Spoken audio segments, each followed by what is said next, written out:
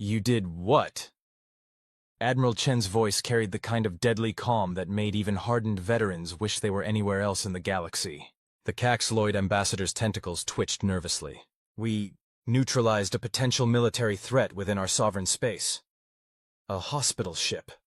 Chen's words fell like ice chips. You neutralized the HMHS Nightingale, a clearly marked, internationally recognized hospital ship carrying 3,000 patients, including civilians from 12 different species, including your species. Our intelligence suggested— Your intelligence, Chen interrupted, was about as reliable as a chocolate teapot in a supernova. The Nightingale's transponder was broadcasting on all frequencies. Its hull was painted with regulation white and red crosses visible from orbit. It had filed all proper flight plans and permits. Hell, you had 72 of your own citizens aboard receiving treatment for Rigelian fever. The ambassador's skin shifted to a mottled gray-green, the Caxloid equivalent of breaking into a cold sweat. We may have acted hastily. Hastily! Chen's laugh could have frozen helium. You know, it's funny.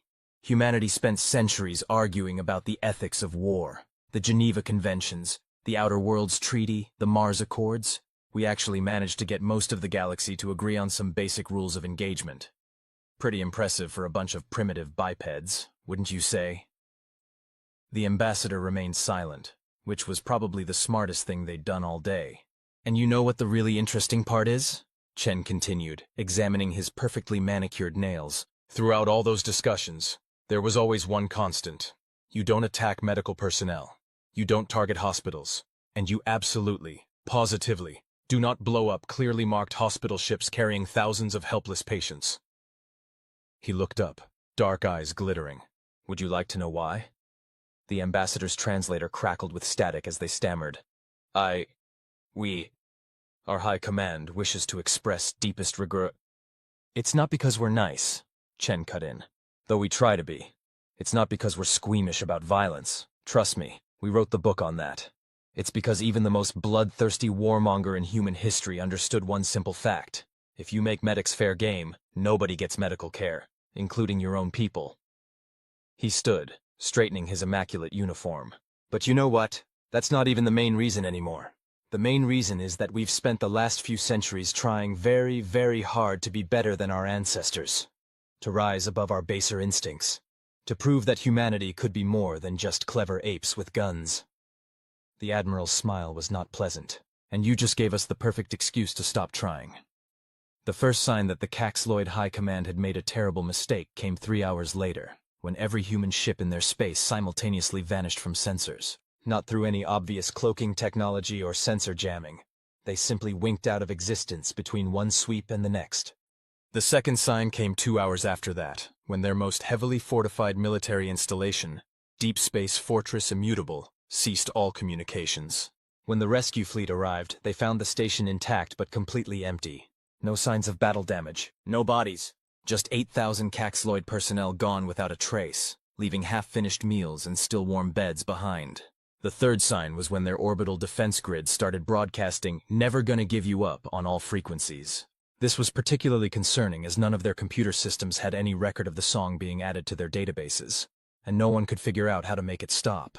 By the time the fourth sign appeared, all their military AIs simultaneously developing a crippling addiction to cat videos, the Caxloid leadership was starting to suspect they might have miscalculated. Sir? Lieutenant Rodriguez poked her head into Chen's office. You might want to see this. Chen looked up from his terminal, where he'd been watching the Caxloid response to Operation Petty Revenge with undisguised glee. What is it? Remember how we were worried about their cybernetic enhancement programs? The ones they were so smug about? The ones they claimed made their troops superior to mere organic soldiers? Yes, I recall. Chen's smile widened. What about them? Rodriguez's grin matched his. Well, it seems someone, and I'm not pointing fingers here, may have hacked their neural interfaces to make them experience an overwhelming compulsion to break into synchronized dance routines whenever they hear music. How fascinating. And completely unrelated to the fact that we just uploaded the entire Broadway musical catalog to their military command network, I'm sure. Pure coincidence, sir. Though I have to say, watching their elite shock troops perform cell block tango was memorable. Chen leaned back in his chair, steepling his fingers. You know what the really hilarious part is, Lieutenant? We haven't even started fighting back yet. This is just it having some fun while Fleet Command finishes their coffee. The Caxloid War College had extensive files on human military doctrine. They had studied Earth's martial history exhaustively, analyzing everything from ancient Roman legion tactics to modern space warfare theory. They had contingency plans for dealing with human aggression, human treachery, and human technological innovation. What they had not prepared for was human spite. They did what to our battle meditation chambers? High Commander Ziksetk demanded, multiple eye stalks twitching in agitation. They, replaced all the incense with something they call liquid ass, the junior officer reported miserably, and somehow modified our environmental systems to make it impossible to filter out. But that's not even tactical. What possible military advantage? Oh, it gets better, another officer chimed in. Remember those new quantum encrypted command codes we were so proud of? They didn't crack them. They just changed all the verification responses to quotes from something called SpongeBob SquarePants. The High Commander slumped in their gravity couch. Surely our actual military assets are still... Well, about that. The first officer consulted their datapad. Our entire drone fleet is now running something called Windows Vista, whatever that is. The targeting computers on our capital ships have been reprogrammed to play something called Space Invaders. And our ground forces... Well, what about our ground forces? They're fine. Except that all their combat helmets now project a holographic Ahegao face over their visors. We can't turn it off. The High Commander didn't even bother asking what an Ahegao face was. They had a feeling they didn't want to know. Admiral, the comm officer's voice was carefully neutral. We're receiving a transmission from the Caxloid High Command. They're requesting terms of surrender. Chen raised an eyebrow. Already? We haven't even deployed the murder hornets yet. The... what? Never mind. What are their conditions? The officer checked his display. They're offering immediate withdrawal from all disputed territories, full reparations for the Nightingale incident, and... Sir, are you sure this is right? They're also offering, and I quote, "Please make the Rick Astley stop. We're begging you." Chen pretended to consider this for a moment. Counteroffer. They get all that, plus they have to rename their flagship HMS Bodie McBoatface. Sir, with all due respect, is this really appropriate behavior for... Lieutenant, they blew up a hospital ship. If they wanted appropriate, they shouldn't have given humanity moral permission to act like petty teenagers with a grudge and access to military-grade technology. Chen's expression hardened. Besides, this is actually mercy. Do you know what the Australians wanted to do to them? The officer blanched. No, sir, and I don't think I want to. Wise choice. Now inform the Caxloid High Command that we accept their surrender, pending the ship renaming ceremony. And tell Admiral Wong she can stand down Operation Space Emu. We won't be needing it after all. Thank God, the officer muttered under his breath. 3 months later, in a bar on Nueva Mars, a junior Caxloid diplomat was drowning their sorrows when a human sat down next to them. Rough day? The human asked, signaling the bartender. The diplomat's tentacles drooped. You could say that. We just finished implementing the last of the surrender terms. Do you know how hard it is to reprogram an entire military network to play La Macarena every time someone tries to access weapons controls? Couldn't you just, not try to access weapons controls? We're a warrior species. Combat readiness drills are culturally mandatory. The diplomat slumped further. Do you know how many warriors we lost to dance-related injuries last month? The human tried, not very successfully, to hide their grin. That does sound rough, but look on the bright side. At least you learned an important lesson about attacking medical facilities. Oh, we learned several lessons. The diplomat knocked back their drink. Like humans have way too much time on their hands, and whoever invented glitter should be tried for war crimes. Hey, you got off easy. You should have seen what we did to the Vkr'lak when they tried to claim Jupiter was in their sovereign space. The diplomat straightened, eye stalks swiveling with interest.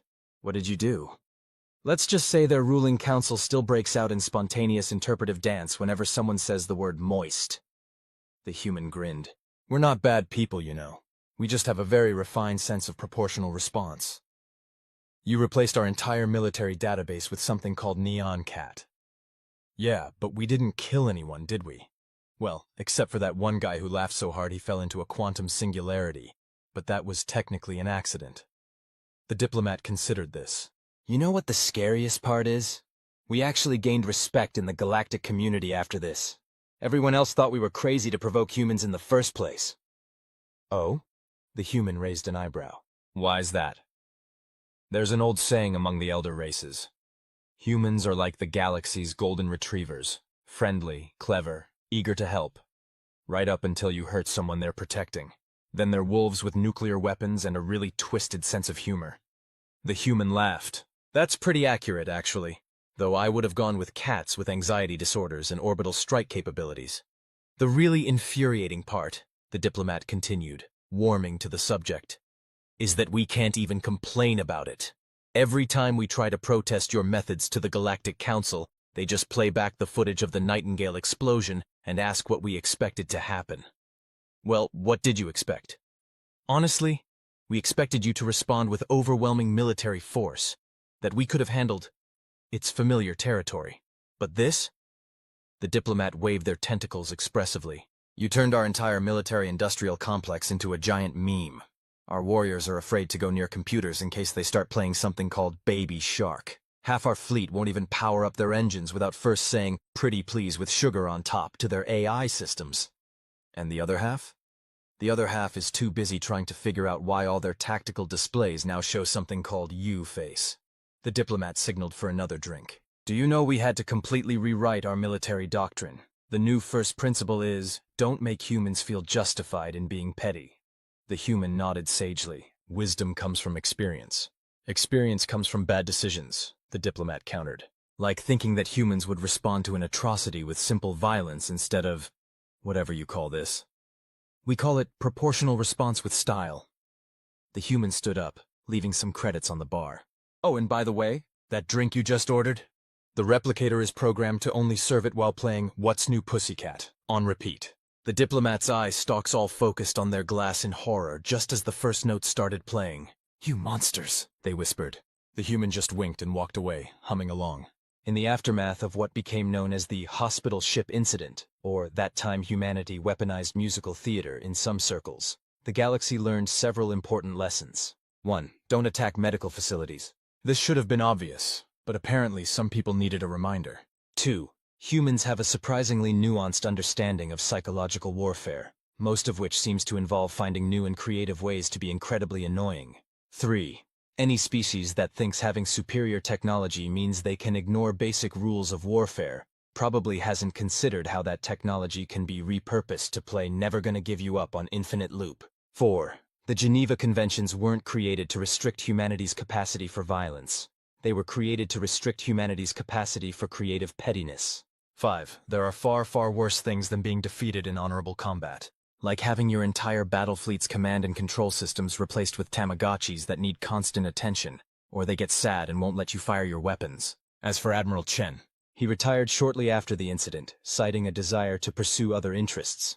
He now runs a consulting firm specializing in innovative conflict resolution strategies, which mostly involves teaching other species how to be just annoying enough to avoid actual warfare. The Nightingale was rebuilt, bigger and better than before. Its new design includes several interesting features, including a state-of-the-art defense system that, when activated, somehow manages to hack any hostile targeting systems to display nothing but pictures of cats wearing bow ties. The Caxloid military, meanwhile, has developed a peculiar new tradition.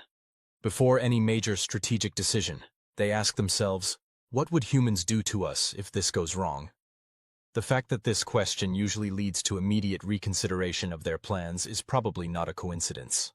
And somewhere in the depths of space, a Caxloid battlecruiser formerly known as the Indomitable Pride of the Empire continues its patrol route under its new name, HMS Bodie McBoatface. Its crew has long since given up trying to prevent the ship's AI from adding UWU to the end of every official communication. Some say that on quiet nights, if you tune to the right frequency, you can still hear Rick Astley echoing through the void, a reminder that some lines should never be crossed.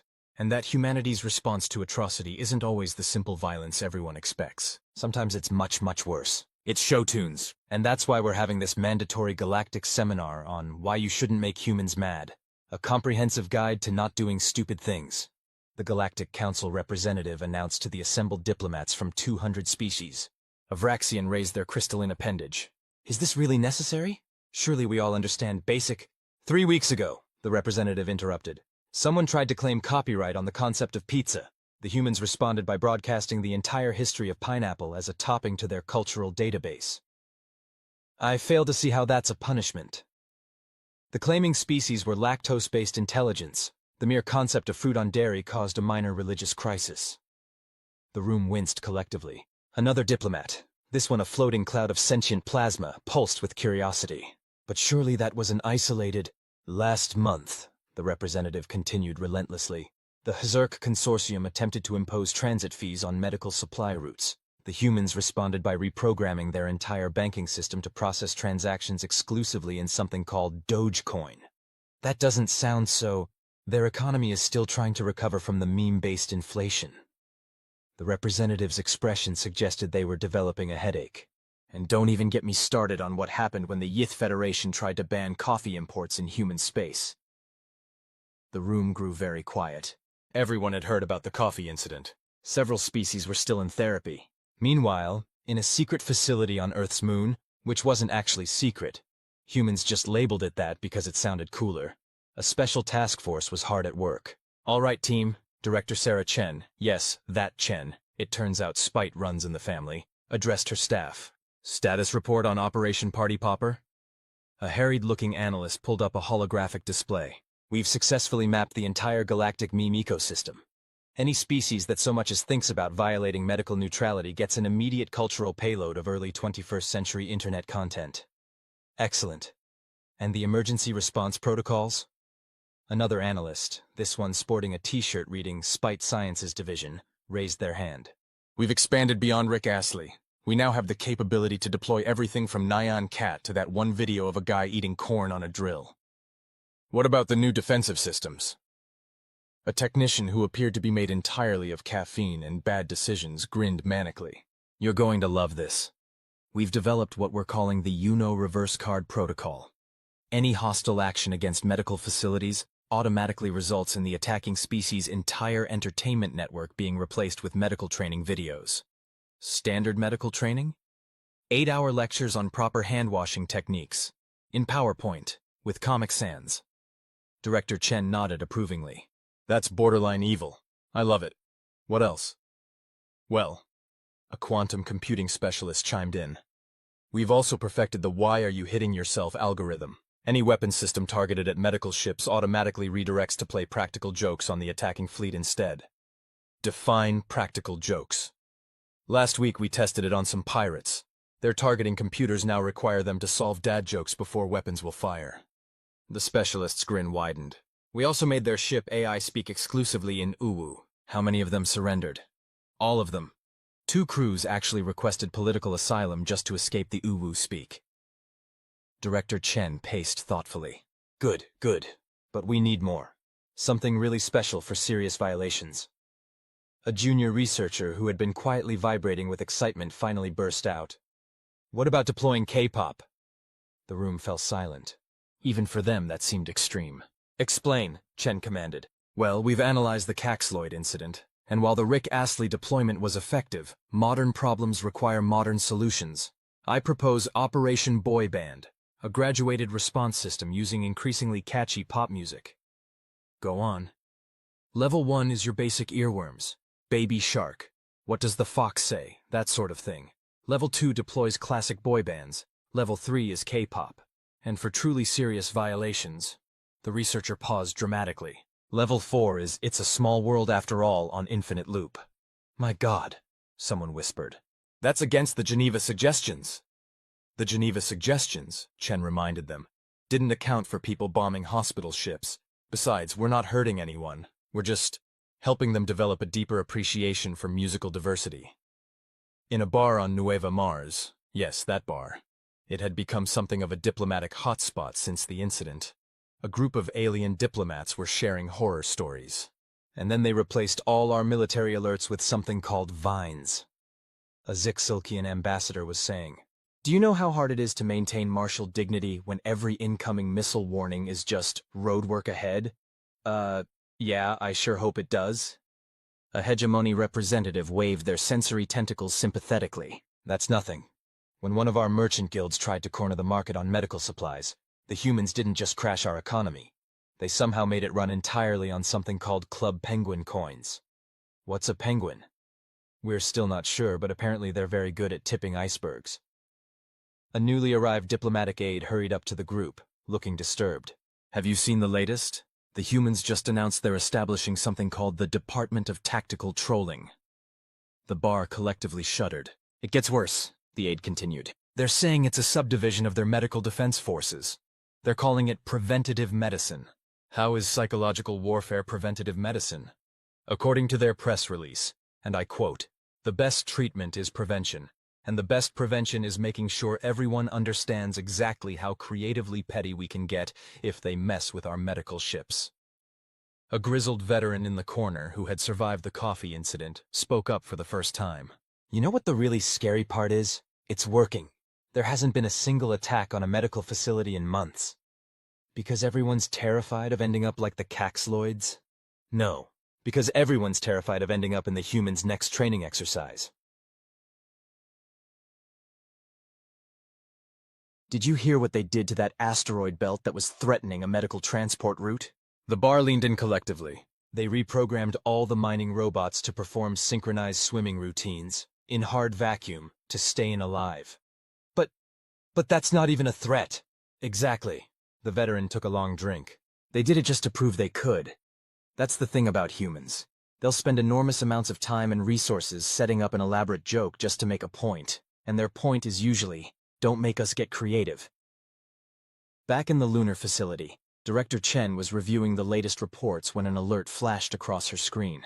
What is it? She asked, noting the urgent tag. Her AI assistant, which had insisted on being named HAL 9000 for reasons no one wanted to examine too closely, responded, "We're detecting unusual activity in the Carina Nebula. Someone appears to be attempting to establish a toll booth on the main medical supply route." Chen's eyes narrowed. Really?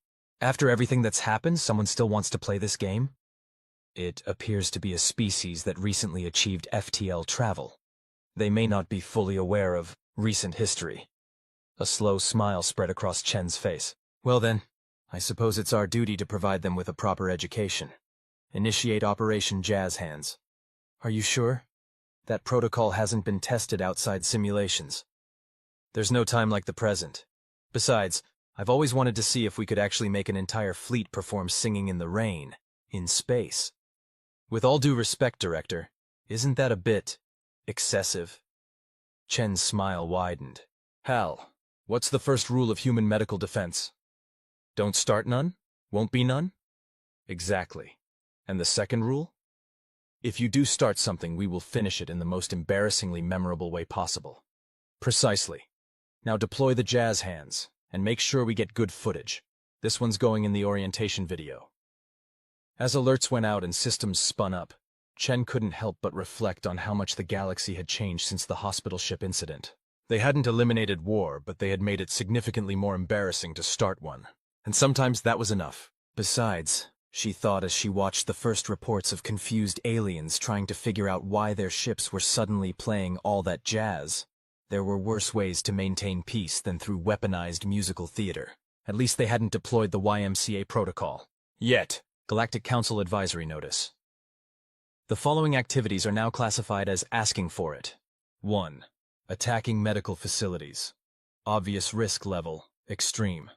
Potential consequences include but are not limited to permanent Rick-rolling, involuntary participation in flash mobs, and having your entire species' historical database replaced with vines. 2. Interfering with medical supply routes. Risk level, don't even think about it. Warning. Humans have somehow weaponized TikTok dances. We don't understand how. We don't want to understand how. 3. Attempting to profit from medical emergencies. Risk level. Are you actually this stupid? Remember the coffee incident? That was them being nice. 4. Claiming medical technology patents that aren't yours. Risk level. Do you even history, bro? The humans have an entire division dedicated to creative copyright enforcement.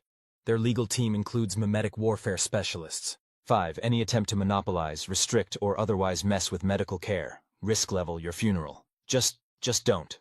Please. We're running out of therapy resources for species traumatized by human corrective measures. Remember, medical neutrality isn't just a good idea. It's the only thing standing between you and having your entire civilization's communication systems reprogrammed to speak in UWU. This has been a public service announcement from the Galactic Council's Department of Obviously Good Ideas, and please stop making the humans creative. The annual Galactic Defense Summit was traditionally a serious affair, filled with discussions of fleet movements, weapons technology, and strategic doctrine. This year was different, and here we see the latest advancement in medical ship protection, the human presenter said cheerfully, gesturing to a holographic display. We call it the Carlton Protocol. A Thoraxian delegate raised several eyebrows simultaneously. The what? Watch. The presenter pressed a button and a simulation began playing. A hostile vessel approached a medical transport, weapons charged. The moment it entered firing range, its entire crew began involuntarily performing the Carlton dance from The Fresh Prince of Bel-Air. But how? A mechanoid representative demanded. That's not even physically possible for most species. That's what makes it effective, the presenter beamed. The sheer impossibility of it causes an existential crisis in most would-be attackers. Last week, an entire pirate fleet surrendered after their bodies spontaneously recreated the Thriller choreography. This is insanity, a hive mind collective buzzed. You can't defend medical ships with dance moves. Actually, Director Chen said, stepping onto the stage, the data suggests we can, and if that doesn't work, we still have the Baby Shark orbital defense grid. The room collectively shuddered. Meanwhile, in the depths of Luna's secret facility, now with a giant neon sign reading, "Nothing to see here, move along," the research and development team was pushing the boundaries of defensive mimetic warfare. Okay, hear me out, Dr. Rodriguez said, standing before the project review board. What if we combined cat videos with quantum entanglement? Explain, Chen ordered, trying not to look too interested. Well, we've already perfected the technique of replacing hostile targeting systems with cat videos. But what if we could make those cats exist in a state of quantum superposition? Meaning? Every time someone tries to lock weapons on a medical facility, not only do they get cats, they get Schrodinger's cats. The targeting computer simultaneously shows the cat being adorable and not being adorable until someone looks at it. A quantum physicist in the back raised their hand. Wouldn't that violate several laws of physics? That's the beauty of it, Rodriguez grinned manically. The sheer impossibility causes a cascade failure in any logical targeting system. Plus, it really annoys the AI weapons platforms. They hate paradoxes.